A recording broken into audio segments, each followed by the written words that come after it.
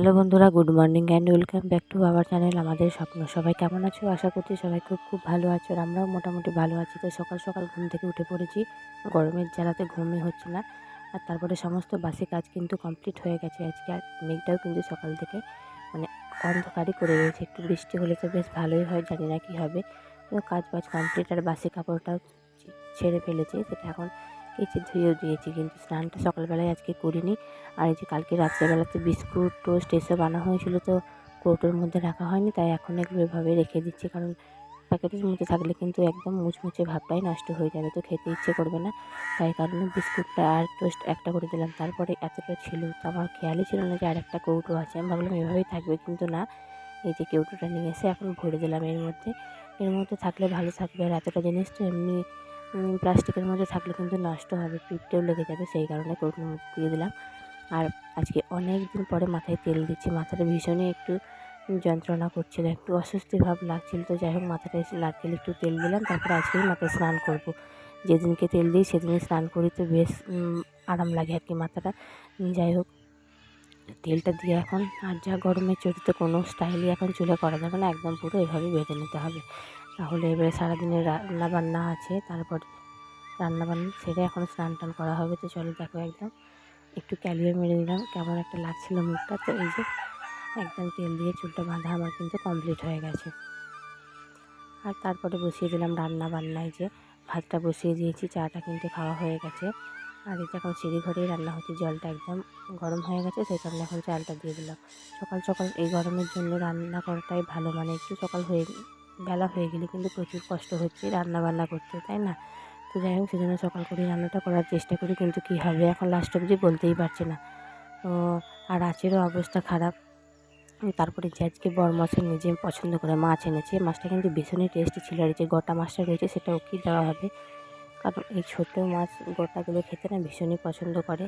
আর এমনিতে যখন আমাদের বাড়িতে মাছ নিয়ে আসে বাবা, তখন কিন্তু বলবে মাছ খেতে ইচ্ছে করছে না, নিজে আনলে কিন্তু বেছে দেখে শুনে ভালো মাছই নিয়ে আসে, সেই কারণে কিন্তু ভালোই খায় মাছটা। আর এই যে এখন রান্নাঘরটা মোটামুটি খালিই রয়েছে, এখনও তো সেভাবে রান্নাবান্না কিছুই শুরু হয়নি। আর রান্নাবান্না শুরু হয়ে গেলে কিন্তু একদম অবস্থা জঘন্য হয়ে যাবে।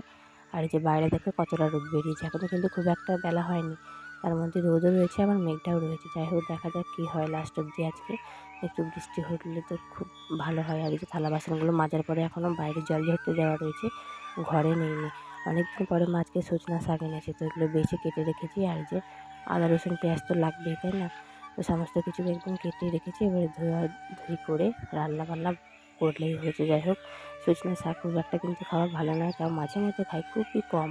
তো মা বললো আজকে খেতে ইচ্ছে করছে, সেই জন্য নিয়ে আসা হয়েছে। আর এই যে এখানে দেখো আমাদের কিন্তু ধান ভিজতে দেওয়া রয়েছে, মানে বীজ ধান তৈরি করা হবে সেই জন্য। তো এগুলো এখন ভিজতে দেওয়া রয়েছে, তারপরে ছেঁকে নিয়ে পরে বস্তার মধ্যে রেখে যখন অঙ্কুর বেরিয়ে যাবে তখন এগুলো মাঠে ছড়ানো। আমি কিন্তু এই ব্যাপারটা জানতাম না, আমার শ্বশুরবাড়িতে আসার পরেই কিন্তু জানলাম। যাই হোক, আমার বাপের বাড়িতে তো চাষবাস নেই, সেই কারণে আমি জানিও না এইভাবেই বীজ ধান তৈরি করা হয়, এইভাবে অঙ্কুর বের করানো হয়। যাই হোক, তো চাষবাসই নয় আমাদের শ্বশুরবাড়িটা, কিন্তু তাও এখন একটুখানি চাষ করছে আর কি। তো যাই হোক, সেই জন্য চাষের আর এদিকে আমার রান্নাবান্না এখন মাছ ভাজা চলছে, মানে এখনও কিন্তু রান্না বাকি রয়েছে, তো মাছ ভাজাটা চলছে এখন। এই যে মাছ ভাজা হচ্ছে কড়াইয়ে, আর কিছুটা মাছ তুলেছি ভেজে। তো এই হচ্ছে এখন রান্নাঘরের অবস্থা। আর সকাল সকাল রান্নাটা হয়ে গেলে তো বেশ মজা হতো, কিন্তু তো সেটা আর হচ্ছেই না। তো যাই হোক, দেখো যে কড়াইয়ের মধ্যে কিছু মাছ রয়েছে, আর এই যে একটুখানি মাছ থালায় তুলে রেখেছি, মানে কয়েকটা ভাজা হয়ে গেছে। তো তারপরে রান্নার মাঝখানে বড়মশাই দেখে দই খাচ্ছিল, ফ্রিজ থেকে বের করে এনে, তো একটুখানি খেয়েই চলে গেছে। আর তারপরে আমি ভাবলাম একটু খাই, প্রচণ্ড ঠান্ডা হয়ে গেছিলো, মানে 2 দিন ধরে ভরাই রয়েছে ফ্রিজের মধ্যে। তো একটুখানি আমি নিলাম, তারপরে ছেলের জন্য রেখে দিলাম, কিন্তু ছেলে আর খেলো না, মা একটুখানি খেয়ে নিয়েছিল।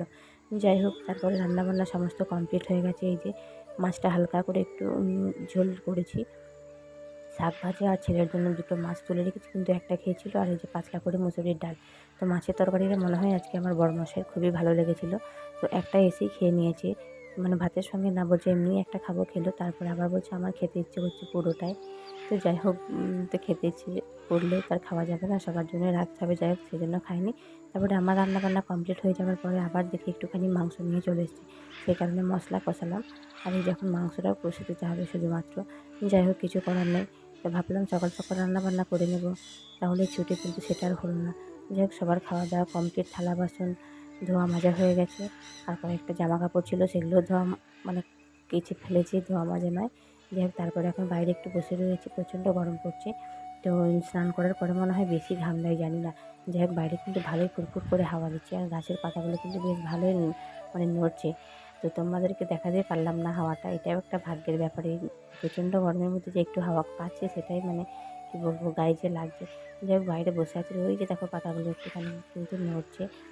একটু ফ্রেশ লাগছে স্নানটা করার পরে, কিন্তু ক্ষণিকের জন্য। তারপরে দুপুরবেলা এখানে সেখানে বসে কাটাচ্ছি। এখন দোকানের সামনে বসে আছি, কী করবো কিছু খুঁজেই পাচ্ছি না। তো যাই হোক দেখো আমাদের দোকানে কিন্তু পেট্রোলটাও বিক্রি করা হয়। এই যে এটা হলো আমাদের দোকানের সামনেখানটা। তো সামনেখানটা আমাদের ওর সঙ্গে সেভাবে শেয়ার করা হয় না, আর এই হলো আমাদের বাড়ির সামনেটা। তো দুটো রুম এরকমই আছে।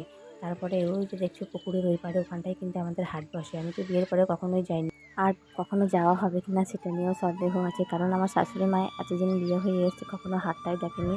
মানে আমার শ্বশুরমশাই সব কিছু এনে দেন। তো সেই কারণে এমনি মানে যেতে দেয় না সেরকমটা নয়, যায় না বলে হয়তো আমিও কখনো বলতে পারবো না সাহস করে যে আমি যাবো মা হাটে। তো যাই হোক ইচ্ছেও নেই। এরকম টুকিটাকি জিনিস হয়তো কেনা হয়, সেগুলো কিন্তু আনা হয়। তো যাই হোক এখন সন্ধ্যাবেলা দেখো একটু চা বসিয়ে দিয়েছি গ্যাসে, আর গোটা বাড়ি কিন্তু অন্ধকার, কারণ কারেন্ট নেই।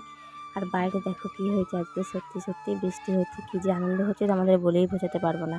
তো ফাইনালি এত গরমের মধ্যে একটুখানি শান্তি দেখতে পেলাম, মানে প্রতিটা মানুষের জীবনে একটু শান্তি আসলো। একটুখানি বৃষ্টি যে কী বলবো, মানুষের জীবনটাই পুরো একদম পাল্টে দিল, তাই না? তো এদিকে কিন্তু ভালো রকমের বৃষ্টি হয়েছে, আর চারিদিকটা অন্ধকার, সেজন্য বোঝাই যাচ্ছে না। আর বিদ্যুৎও চমকাচ্ছিল, সেই সময়তেই কিন্তু আমি ক্যামেরাটা অন করেছি। তো তাড়াতাড়ি আবার অফও করে দিয়েছিলাম। যাই হোক তারপরে দিকে দেখো আমার চাটা কিন্তু একদম ফুটে এসেছে, হয়ে গেছে। আর চাটা করার একটাই কারণ, এই যে কয়েকটা লুচি পরোটা ছিল, সেই কারণে এগুলো তো ফালতুই নষ্ট হয়ে যাবে, সেই কারণে চা করে দিলে সবাই কিন্তু খেয়ে নেবে। যাই হোক তো চাটা খাওয়া হলো সবাই মিলে একসঙ্গে, কারেন্ট নেই, অন্ধকারের মধ্যেই মোবাইল ফ্ল্যাশ লাইট জ্বেলে। যাই হোক এগুলো শেষ হয়ে গেল, আর খাবারটাও নষ্ট হলো না, তাই না? তো তারপরে আমি দেখছি বৃষ্টি থামার পরে যে কোথাও কোথাও একটু জল জমেছে কিনা, কতটা জোরে বৃষ্টি হয়েছে। তো সেই কারণে আর এই বৃষ্টির মধ্যে খালি পায়ে হাঁটার মজাটাই কিন্তু আলাদা। তো সেই কারণে আমি যে ফোনের লাইট নিয়ে বেরিয়ে পড়েছি, যে কোথাও কোথাও বৃষ্টি একটু জমা হয়েছে নাকি। যেখানে ছোটো ছোটো ছোটো ডোবা রয়েছে সেখানটাতে একটুখানি জমা হয়েছে, সেভাবে কিন্তু বৃষ্টি খুব একটা যে প্রচণ্ড হয়েছে সেরকম নয়। বাইরে গিয়ে সেটা বুঝতে পারলাম, কিন্তু যতক্ষণ না বাইরে বের হয়নি, ভেতরেই ছিলাম ঘরে, ততক্ষণ কিন্তু এটা বোঝাই যাচ্ছিল না। মনে হচ্ছে যেন প্রচুর বৃষ্টি হবে আর প্রচুর জল জমা হয়েছে। যাই হোক আমাদের বাথরুমের সামনেখানটায় একটু বেশি ডোবা আছে, তো সেখানটায় প্রচুর পরিমাণে একটু জল জমেছিল। আর দেখো কত এই যে পাতা এসে একদম ঝড়ের মধ্যে পড়েছে। কালকে সকালে যে কী খাটনি খাটতে হবে তার কোনো ঠিক ঠিকানা নেই। যাই হোক সেটা তো কোনো মানে আনন্দেরই খাটনি, মানে একটু যে জল হয়েছে মানুষ শান্তি পেয়েছে, এটাই অনেক। খাটনি খাটতে হলে হবে, সেগুলো তো সকালে পরিষ্কার করা যাবে। আর জলটাও কিন্তু টেনে নেবে রাত্রের মধ্যে, এটুকু বোঝাই যাচ্ছে, কারণ মাটিতে তো এমনি একদম শুকিয়ে ঝনঝনে হয়ে আছে, সেই কারণে। তো পাতা চাতাগুলো একটু ঝাঁটপাট দিয়ে দিলে চলে যাবে। আর এখানে কারেন্ট নেই, কিন্তু তার মধ্যেই রান্না করতে চলে এসেছি, কিছু করার নেই। এই যে একটুখানি মাংস নিয়ে এসে সেটাই এখনও কষে দিতে হবে। গরম ভাত কিন্তু রান্না আজকে করিনি, দুপুরে যে ভাত ছিল সেটা একটু ঠান্ডা জল ঢেলে দিয়েছিলাম, তাহলে মানে জলে ছাকা ভাতের মতো হয়ে যাবে। মানে গরমের মধ্যে গরম ভাত খেতেও ইচ্ছে করছে না। যাই হোক দেখো এখন কিন্তু বৃষ্টিটা পুরোপুরি থেমে গেছে, আর এই যে একদম পুরো থেমে গেছে। আর এই যে এখন রান্না বান্না করছি, চিকেন কষানো কিন্তু আমাদের হয়ে গেছে। তারপরে রান্না বান্না করার পরে তারপরে সবাই মিলে একসঙ্গে রাত্রের খাওয়া দাওয়াটা সেরে নিলাম। আর আজকে চিকেনটা একটু ঝাল ঝাল করেই বানিয়েছি, একদম ঠান্ডা ঠান্ডা ওয়েদার রয়েছে, ঝাল চিকেনটা খেতে ভালো লাগবে, তাই না? আমি খুব একটা ঝাল খাই না, কিন্তু আমাদের শ্বশুরবাড়ির সবাই প্রচুর পরিমাণে ঝাল খায়। এমনি ঝাল থাকলেও আবার কাঁচা লঙ্কা নেবে ভাত খাওয়ার সঙ্গে। যাই হোক সেটা ওদের খেয়ে খেয়ে অভ্যাস হয়ে গেছে, কিন্তু আমি যদি অত ঝাল খাই না, তাহলে কেসেই একদম পাগল হয়ে যাবো, আর আমার কান থেকে পুরো আগুন বেরোবে, এরকম একটা অবস্থা হয়ে যায় আমার ঝাল খেলে। তারপরে খাওয়া দাওয়া করে এখন দেখো এই যে বাইরে আমাদের একটা লাইট জ্বলে, এই রোডের সাইডে যেগুলো জ্বলে সেগুলো, কারেন্ট কিন্তু তখনও আসেনি, ওটাই জ্বলছে। আর কোনো মানুষজন কিন্তু আর নেই, মানে মানুষ আজকে ঘুমাবে ঠিক করে নিয়েছে, এত ঠান্ডা ওয়েদার।